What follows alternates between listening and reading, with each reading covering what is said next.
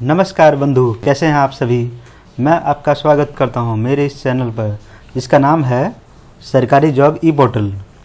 जी हाँ दोस्तों, आज मैं आपके लिए लाया हूं टीचिंग से रिलेटेड जॉब UPSESSB, जिसको कहते हैं Uttar Pradesh secondary education service selection board, और हिंदी में इसको कहते हैं उत्तर प्रदेश माध्यमिक शिक्षा सेवा चयन बोर्ड। जी हाँ दोस्तों, यहाँ पर जो है टीचरों के लिए बहुत सारी भर्तियां निकली हैं। TGT, जिसको फुल फॉर्म है ट्रेंड ग्रेजुएट टीचर, इसके लिए रिक्रूटमेंट निकला है यहाँ पर। तो चलिए आज बात करते हैं इसी बारे में हम। चलिए सबसे पहले इम्पोर्टेंट डेट्स यानी महत्वपूर्ण तिथियों की बात करते हैं।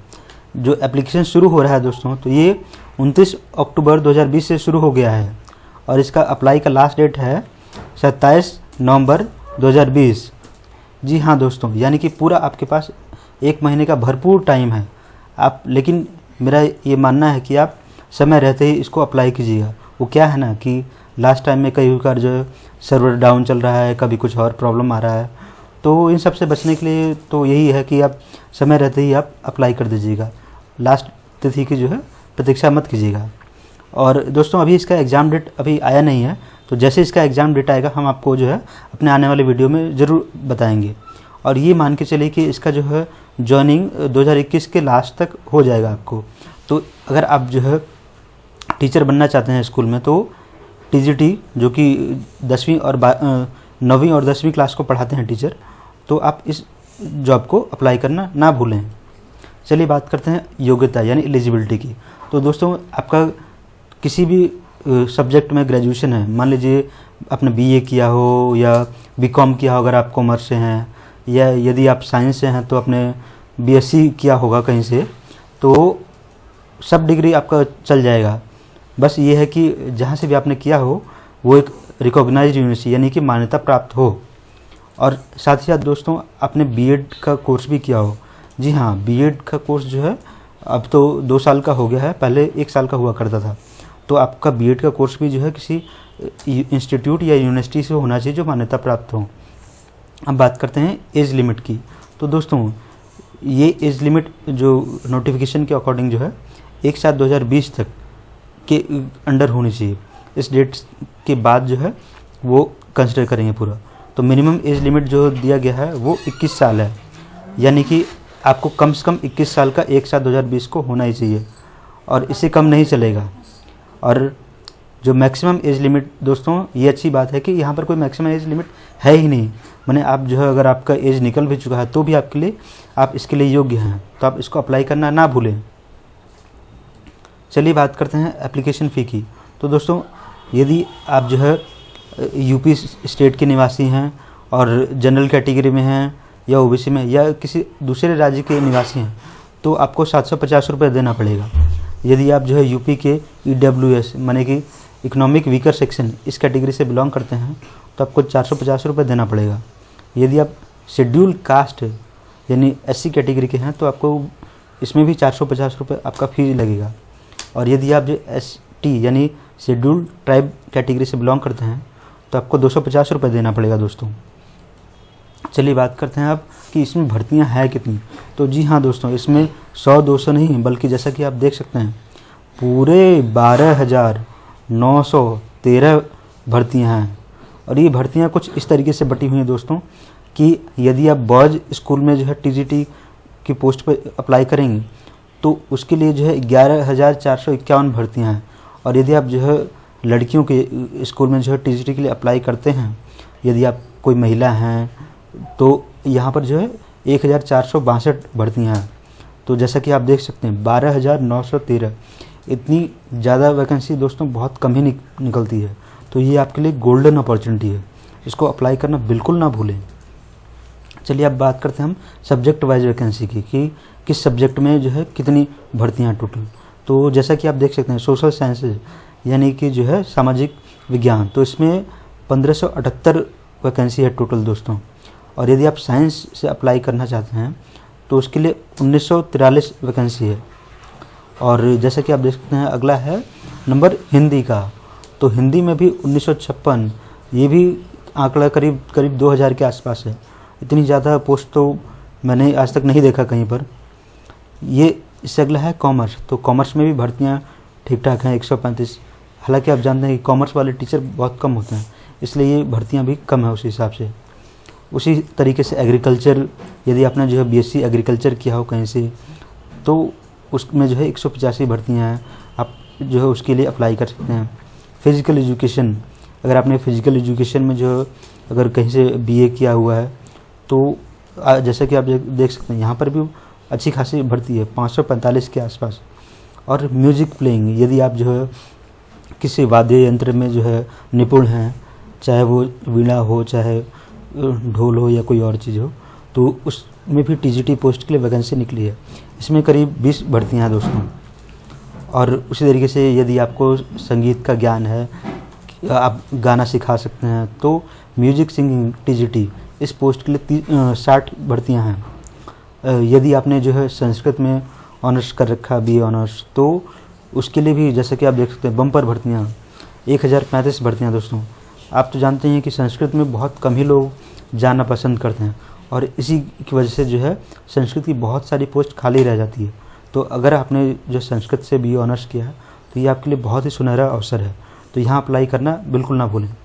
और इससे अगली वाली पोस्ट है सेविंग टीजीटी। सेविंग माने कि इसमें भी देखिए आपका 23 के आसपास भर्ती है दोस्तों। और इससे अगला बात करते हैं हम, क्या है ये, जी हाँ, जैसा कि देख रहे हैं आप आर्ट्स, तो आर्ट्स में जो है 813 के आसपास भर्तियाँ निकली हैं। और 1783 ये अगली भर्ती है दोस्तों। जी हाँ, ये है इंग्लिश विषय में। यदि आपने अंग्रेजी में कहीं से जो है ऑनर्स की डिग्री हासिल किया है तो आप इतनी अधिकतम भर्तियों के लिए आप एलिजिबल हैं, तो आप अप्लाई कर सकते हैं यहाँ पर। और इससे अगला सब्जेक्ट है उर्दू। तो यदि आपने उर्दू में कहीं से जो है ग्रेजुएशन किया है तो आप जो है उसके लिए अप्लाई कर सकते हैं। दोस्तों उर्दू विषय एक ऐसा विषय है जिसमें अधिकतम जो है मुस्लिम लोग ही जो है इसका यहाँ से जो है इस सब्जेक्ट में डिग्री हासिल करते हैं। लेकिन ऐसा नहीं कि केवल मुस्लिम, कुछ हिंदू लोग भी ऐसे होते हैं जिनको इस सब्जेक्ट में इंटरेस्ट होता है।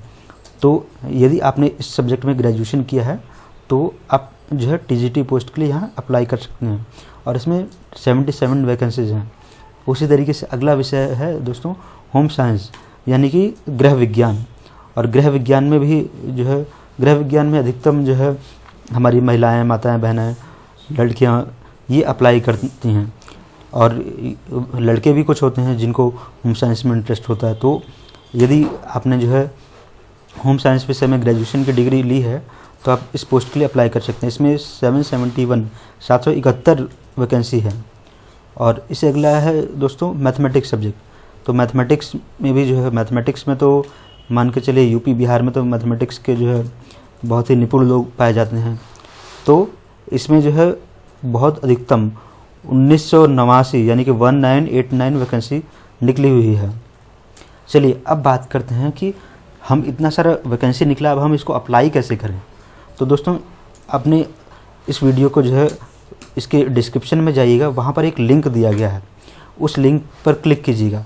उस लिंक पर आप क्लिक कीजिएगा ना तो एक पोस्ट खुलेगा। उस पोस्ट में जो है नीचे जाइएगा तो अप्लाई ऑनलाइन है, उस पर क्लिक कीजिएगा। आप अप्लाई ऑनलाइन क्लिक करेंगे तो आपके पास जो है बहुत सारा लिस्ट आ जाएगा कि सब्जेक्ट का, कि जैसे मैंने आपको जो जो वैकेंसी बताया वो सब्जेक्ट आ जाएगा।